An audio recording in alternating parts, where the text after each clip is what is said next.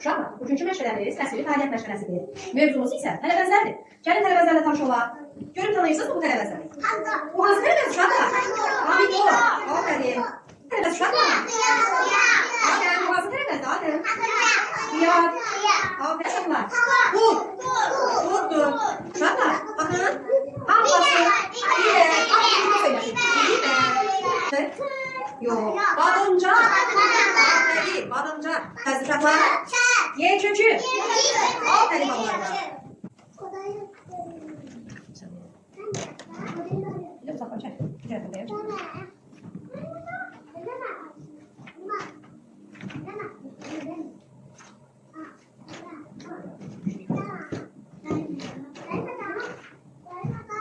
Sağ çıkın. Baba. Sen arada sor.